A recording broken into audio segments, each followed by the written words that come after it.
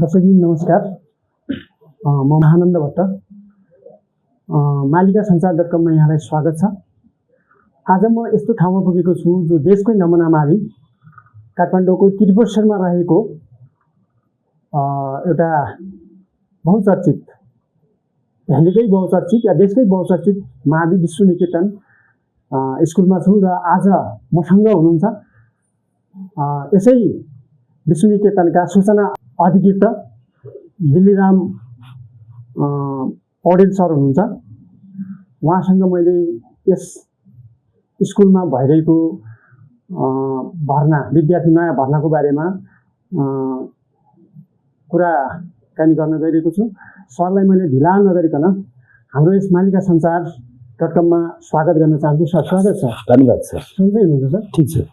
के छ सर, नयाँ कसरी यो स्कुलको बारेमा थोरै जानकारी पाउन? जस्तो यो विश्वनिकेतन जो माध्यमिक विद्यालय छ त्यसकै चर्चा र प्रचर्चाको शिखरमा छ सर। यो कसरी यो उत्कृष्ट हुन पुग्यो, यसबारेमा हाम्रा दर्शक श्रोताहरूलाई बताइदिनु। हस्, धन्यवाद सर यो प्रश्नको लागि चाहिँ। हजुर। विश्वनिकेतन माध्यमिक विद्यालय 2003 सालमा स्थापना भएको पुरानो विद्यालय हो। हजुर। र यो विद्यालय यहाँ अहिले झन्डै 80 वर्षको आसपास पुगिसक्दाखेरि हजुर यो विद्यालयमा हजारौं भन्दा पनि लाखौं विद्यार्थीहरूले यहाँबाट पास आउट भएका छन्। हजुर। र विश्वनिकेतन किन यति उत्कृष्ट भयो भन्ने तपाईको जिज्ञासा छ। हजुर। त्यो जिज्ञासामा विशेष गरी यसको इतिहास एउटा मुख्य कारण हुन्छ। हजुर। र विगतमा विश्वनिकेतनले धेरै पटक नेसनल एवार्डहरू पनि जित्न सफल भएको छ। त्यो मात्रै होइन, हामी विद्यार्थीलाई विद्यार्थी मैत्री तरिकाले शिक्षण गराउँछौँ एउटा।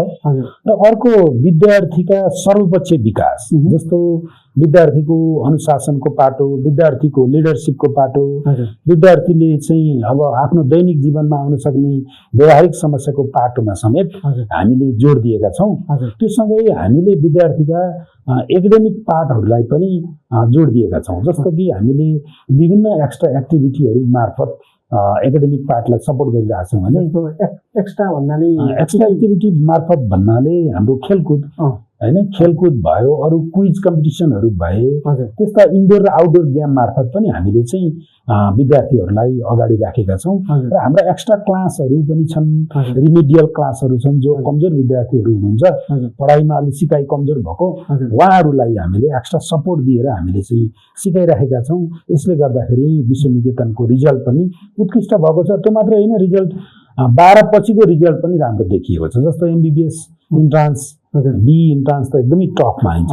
त्यसमा हाम्रो विद्यार्थीले उत्कृष्ट प्रदर्शन गरेका छन्। जस्तो यो विश्वनिकेतनको अनुसरण अब देशभरिका अरू स्कुलले गर्नुपर्छ जस्तो मलाई लागेर तपाईसँग मैले आज एउटा सँगसँगै कुरा गर्न गएँ सर। अब अरू स्कुलहरूले, देशका अरू विद्यालयहरूले, अरू टिचरहरूले पनि यसको चाहिँ समग्र हैन, यसबाट सिक्ने पाटाहरूलाई तपाईँले कसरी जोड दिनुहुन्छ? पक्कै पनि विश्वनिकेतन सामुदायिक विद्यालयहरूमध्ये अग्रपन्थीमा छ र एउटा लिडर पनि हो। नेपालको सार्वजनिक शिक्षाको लिडर हो। र यहाँका विशेष गरी टिचरको कमिटमेन्ट एउटा महत्त्वपूर्ण हुन्छ। अरू विद्यालयहरूले पनि बुझ्नुपर्ने अथवा सिक्नुपर्ने कुरा चाहिँ टिचर्सको कमिटमेन्ट हो।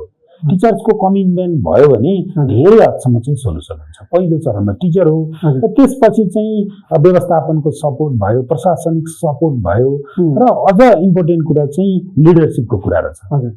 हामीले हाम्रो प्रिन्सिपललाई, हाम्रो प्रधानाध्यापकलाई राम्रो लिडरको रूपमा पाएका छौँ। उहाँले राम्रो कोअर्डिनेसन गरिदिनुहुन्छ। म उहाँलाई नमन गर्न चाहन्छु। उहाँ सरले चाहिँ एकदमै हैन चर्चा परिचर्चाको शिखरमा हुनुहुन्छ कि उहाँले चाहिँ आफ्नो रुल अफ ल हैन, आफ्नो अनुशासनलाई चाहिँ फलो गर्नु भएको छ, या चाहिँ एउटा कार्यान्वयन गर्नु भएको छ। अनि तपाईँ यो कुरा भनिदिनु कि सर, जस्तो देशको जो राष्ट्रिय शिक्षा नीति छ, जस्तो प्राइभेटले मात्रै राम्रो गर्न सक्छ हैन, सरकारीले एकदमै कमजोरी छ, सरकारमा हैन कमजोरी पनि छ, सरकारी स्कुलले हैन केही गर्न सक्दैन भन्ने यसको यो नमुना उदाहरण बनेको छ हैन।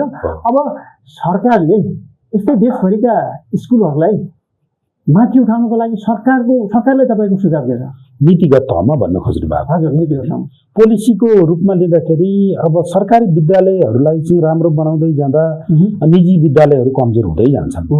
पक्कै पनि निजी विद्यालय कमजोर बनाउने, निजी विद्यालयलाई चाहिँ हैन हटाउने भन्ने मेरो उद्देश्य चाहिँ होइन। हामीले पनि त्यसरी भने, तर सरकारले के हेर्नु पर्यो भने यत्रो लगानी पोलिसी हैन, राष्ट्रिय पोलिसी कि जस्तो अब नेपाल सरकारको त अरबौं पैसा त हाम्रो शिक्षामा छ नि त, लगानी छ नि त हैन। त्यो अनुसारको चाहिँ अनुपातमा त्यो अनुसारको रिजल्ट आउनु पर्यो, त्यो अनुसारको उनीहरूले चाहिँ बेनिफिट पाउनु पर्यो भन्नु खोजे हो। त्यही भएर मैले के भन्न खोजेँ भने जो प्राइभेटहरूमा मात्रै ध्यान आकर्षण हुने, सरकारतिर चाहिँ होइन अब त्यो सरकारी हो नि भन्ने चाहिँ यसको उदाहरण चाहिँ विश्वनिकेतनले तोडेको छ क्या। यो कुरा यो पेरिफेरीमा यो वरिपरिमा म आउन चाहे होइन। अब तपाईँले राज्यलाई के सुझाव छ अनि यो यसको लागि यसलाई अगाडि बढाउन? राज्यलाई मेरो पोलिसी लेभलमा के सुझाव छ भने जस्तो सरकारले चाहिँ सरकारी विद्यालयलाई प्रमोट गर्नको लागि चाहिँ कार्यक्रमहरू ल्याउनु पर्यो, योजनाहरू ल्याउनु पर्यो। शिक्षकलाई चाहिँ अब एकदमै तपाईँले अब अहिलेको अनुसार चाहिँ प्रविधि मैत्री पनि हुनु पर्यो शिक्षक पनि, र शिक्षकलाई चाहिँ सन्तुष्ट पार्नुहोस्। शिक्षकलाई जबसम्म शिक्षक सन्तुष्ट हुँदैन उसले क्लासरुममा राम्रो डेलिभर गर्न सक्दैन। जब शिक्षक सन्तुष्ट हुन्छ क्लासरुम राम्रो हुन्छ। मैले दुईटा कुरालाई जोड्न खोजेँ, एउटा प्रविधि मैत्री बनाइदिनु अहिलेको जमाना अनुसार, अर्को दोस्रोमा चाहिँ शिक्षकहरूका आवश्यकताहरू, शिक्षकहरूका भोइसेसहरू सुनिदिनुहोस् र शिक्षकलाई सन्तुष्ट पार्नुहोस्। यो दुईटा कुरा गर्नुभयो भने पहिलो फेजमा धेरै हदसम्म सरकारी विद्यालय राम्रो हुन सक्छ। अब नयाँ कुरा जोडेछ मैले तपाईँलाई, जस्तो यो विश्वनिकेतन अहिले जुन स्कुलमा नयाँ भर्ना अभियान चलिरहेछ, यो के कसरी गइरहेको छ सर? अब हामीले चाहिँ अब चैतको महिनाभरि हामीले चाहिँ फर्म खोल्यौँ र वैशाखको पनि 14 गतेसम्म फर्म खोल्यौँ। 15 गते हामीले सामान्य इक्जाम इन्ट्रान्स जस्तै इक्जामहरू लिएर सर्टलिस्टिङ गऱ्यौँ र फर्स्ट कम फर्स्ट सर्भिस जस्तै मोडलमा हामीले चाहिँ एडमिसन सुरु गरेका छौँ।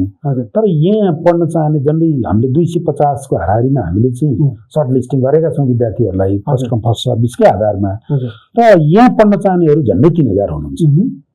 अब हामीलाई ठुलो च्यालेन्ज छ, सरकारी विद्यालय यहाँ पढ्न पाउनु पर्यो भनेर आउनुहुन्छ, हामीले कसरी चाहिँ उहाँहरूलाई चाहिँ चित्त बुझाउने?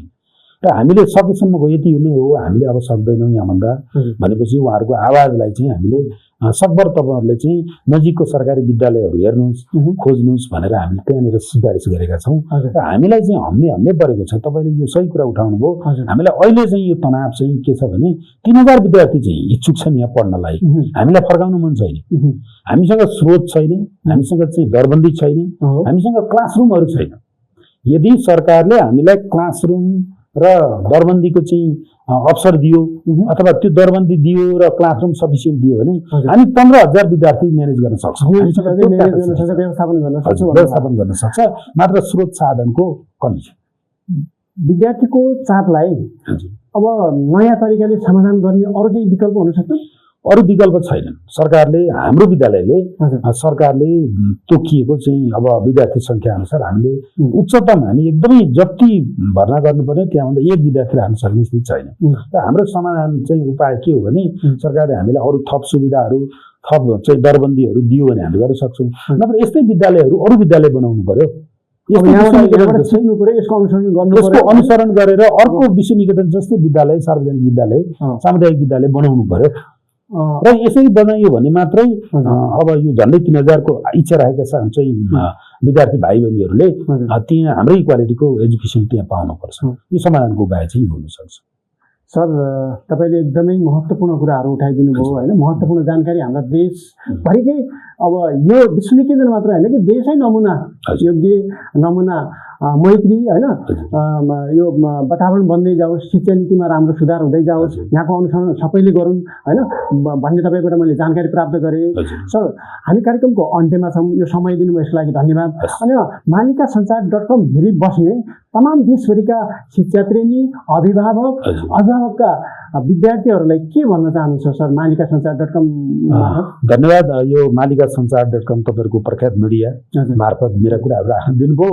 सार्वजनिक शिक्षाको पक्षमा चाहिँ तपाईँले केही कुरा राख्न दिनुभयो होइन, तपाईँलाई धन्यवाद छ मालिकासञ्चार र तपाईँलाई विशेष गरी।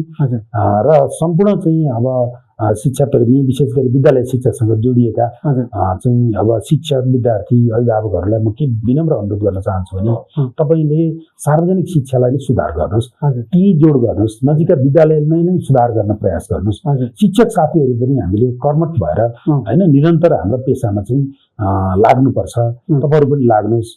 हामी सबै मिल्यौँ भने नेपालको सार्वजनिक शिक्षा, नेपालको सामुदायिक शिक्षा एकदम उत्कृष्ट बन्नेछ। यति नै भन्न चाहन्छु। धन्यवाद। धन्यवाद। दर्शक हामीसँग हुनुहुन्थ्यो विश्वनिकेतन मावि, जुन कि देशकै नमुना माविको स्कुलका सूचना अधिकृत दिल्लीराम पौडेल सर हामीसँग हुनुहुन्थ्यो र उहाँबाट हामीले धेरै कुराहरू पायौँ, विद्यार्थीको भावनाको बारेमा र विद्यार्थीका गुणस्तरका बारेमा र अभिभावक होइन सँग कसरी हामी चाहिँ टचमा बस्न सक्छौँ यो बारेमा पनि हामीले जानकारी प्राप्त गऱ्यौँ। आजलाई भने हाम्रो मालिकासञ्चार.com को यो शिक्षासँग एउटा सामरिक कुराकानीमा म तपाईँहरूलाई विशेष धन्यवाद दिँदै म सबसँग बिदा माग्ने अनुमति चाहन्छु। हस्, धन्यवाद। यस्तै भेटघाटको लागि म फेरि पनि अपेक्षा गर्नेछु है। धन्यवाद।